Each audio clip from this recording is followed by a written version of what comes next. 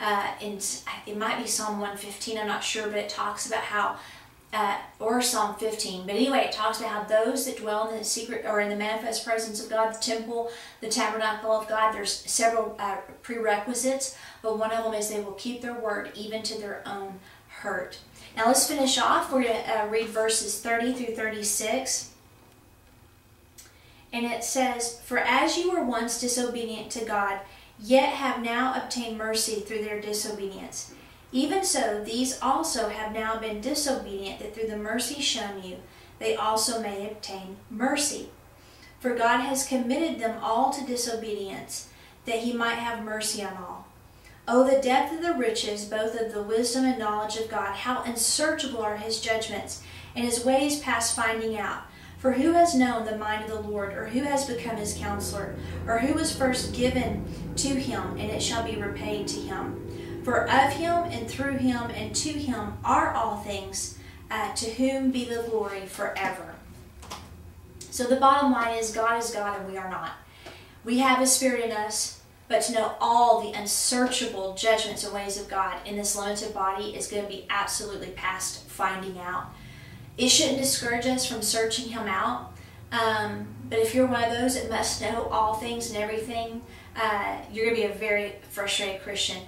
True faith requires mystery. And so I just want to encourage you.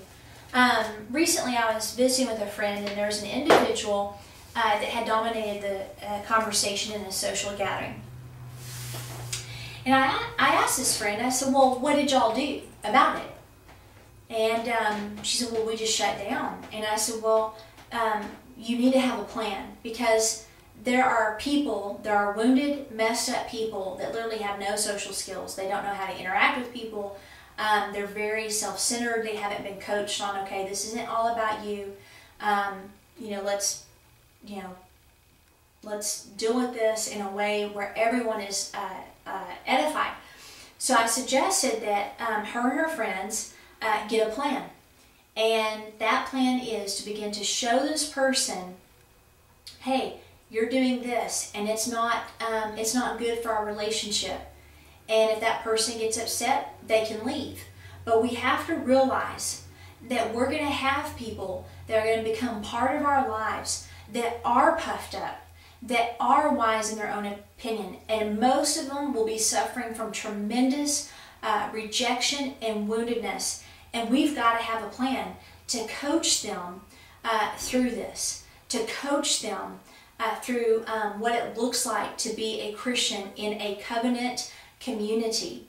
And so I just want to encourage all of you, if you're one of those that really suffers from rejection, that really suffers from being shut down, you're going to do one of two things. You're either going to shut down and just enable a person to stay in their state, or you're going to be one of those that you will try to make up the feelings of insecurity and self-hatred by being puffed up and wise in your own opinion.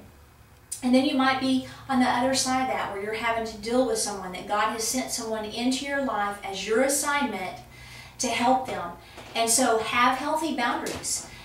Don't spend tons of time with people like this, because they'll drain you. So have healthy boundaries.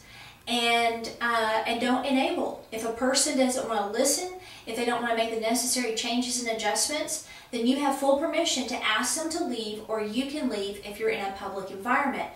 And over time, that person either gets it or they leave. And so we have to realize that we are our brother's keeper. And so love God first, love yourself by having your healthy boundaries, and then don't be willing to cut off, or don't be unwilling to cut off a relationship if necessary.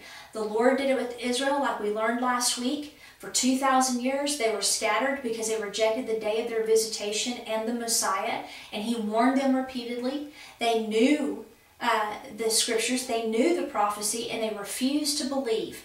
And so he was more than willing to cut them off from his fellowship until they will repent at the return of the Lord.